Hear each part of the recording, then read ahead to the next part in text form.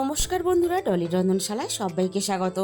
আজকে আমি তোমাদের সাথে শেয়ার করব নিরামিষ ছোলার ডালের রেসিপি। ছোলার ডাল হয়তো তোমরা অনেক রকমভাবে রান্না করে খেয়েছো, তবে আমি আজকে যেভাবে রান্নাটা করেছি এইভাবে রান্না করে খেয়ে দেখো। আমি আগে থেকে কিছুটা ছোলার ডাল লবণ দিয়ে সিদ্ধ করে নিয়েছিলাম। ডালটা ভিতর থেকে সিদ্ধও হয়ে গেছে, আবার গোটাও আছে। ঠিক এরকম করেই ডালটাকে সিদ্ধ করে নিতে হবে। আর আজকে আমি রান্নাটা আলু দিয়ে করব। তার জন্য আমি এখানে একটা মাঝারি সাইজের আলু নিয়েছি। এবার আমি আলুটাকে ছোট ছোট টুকরো করে কেটে নেব। তবে তোমরা যদি আলুটাকে পছন্দ না করো তাহলে আলুটাকে স্কিপ করে যেতে পারো। আলুটা আমার কাটা রেডি হয়ে গেল। এবার আমি আলুটাকে ভালোভাবে ধুয়ে পরিষ্কার করে একটা সাইডে রেখে দেব। আর এই রান্নার জন্য প্রথমে আমি একটা মশলা বানিয়ে নেব। তার জন্য আমি এখানে একটা ছোট বাটি নিয়েছি। বাটির মধ্যে আমি দিয়ে দিলাম 1 চামচ আদা বাটা। আদার সাথেই আমি দিয়ে দিলাম ঝালের জন্য একটা থেতো করা কাঁচা লঙ্কা। এবার আমি দিয়ে দিলাম 1/2 চামচের একটু বেশি হলুদের গুঁড়ো। আর এখানে দিয়ে দেব 1/2 চামচের একটু কম জিরে গুঁড়ো। আর সাথেই আমি দিয়ে দেব 1/2 চামচের একটু কম ধনে গুঁড়ো। আর এই রান্নাতে আমি কোনো রকম লঙ্কার গুঁড়ো ব্যবহার করব না।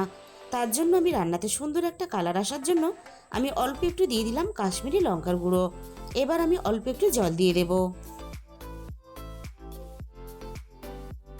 এবার আমি সমস্ত গুঁড়ো মশলা একসাথে একটা ঘোল বানিয়ে নেব।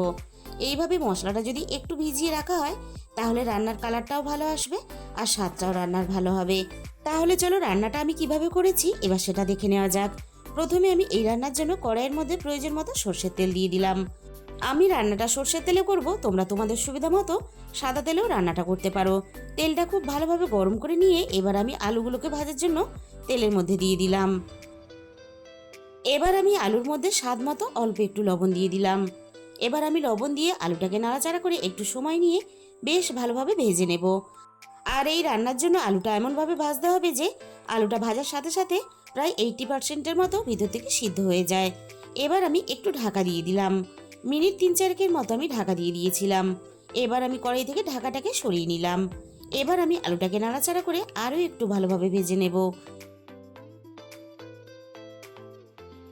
মিনিট 5-6 মতো আমি আলুটা বেশ ভালোভাবে ভেজে নিয়েছি।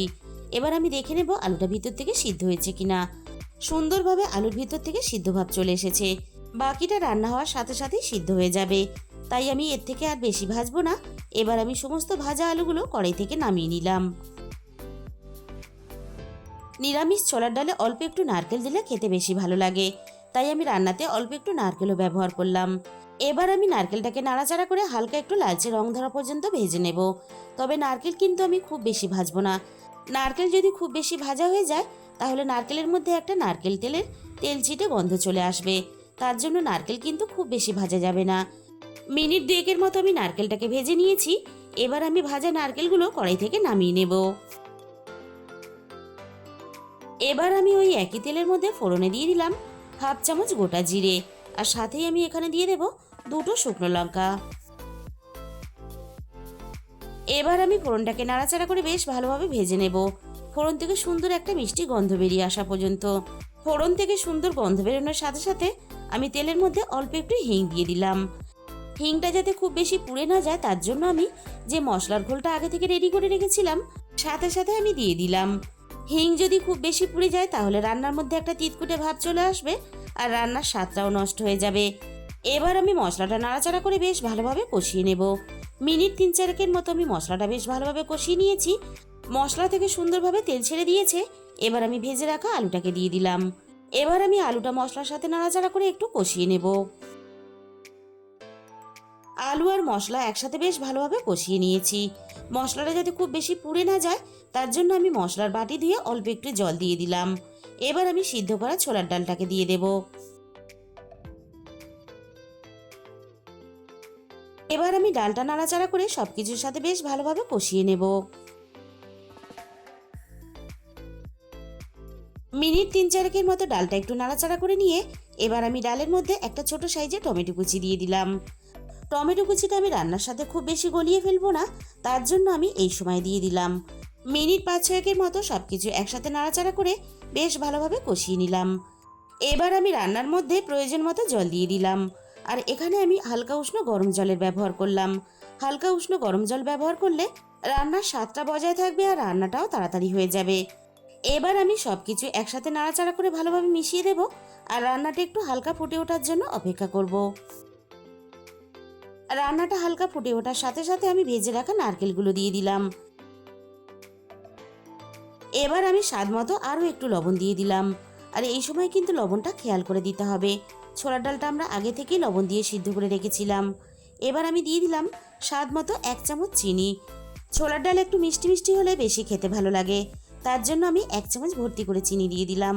তবে তোমরা তোমাদের স্বাদ অনুযায়ী চিনিটা ব্যবহার করবে। আর সাথেই আমি দিয়ে দিলাম 2টো চেরা কাঁচা পাকা লঙ্কা। এবার আমি সবকিছু একসাথে নাড়াচাড়া করে বেশ ভালোভাবে মিশিয়ে দেব আর রান্নাটা বেশ ভালোভাবে করে নেব। মিনিট 10-15-র মতো আমি রান্নাটা বেশ ভালোভাবে করে নিয়েছি। আর ছোলার ডালে কিন্তু গ্রেভিটা আমি এরকমই রাখবো, কারণ রান্নাটা ঠান্ডা হওয়ার পরে অনেকটাই কিন্তু গাঢ় হয়ে যাবে। আর দেখো ছোলার ডাল আলু সব কিছুই কিন্তু সুন্দরভাবে গোটা গোটা আছে। রান্নাটা এখানেই কিন্তু শেষ নয়, রান্নাতে আমি আরও 2টো উপকরণ ব্যবহার করব। এবার আমি দিয়ে দেব 1/2 চামচ গরম মশলার গুঁড়ো। আর সব শেষে আমি দিয়ে দিলাম বেশ খানিকটা ঘি।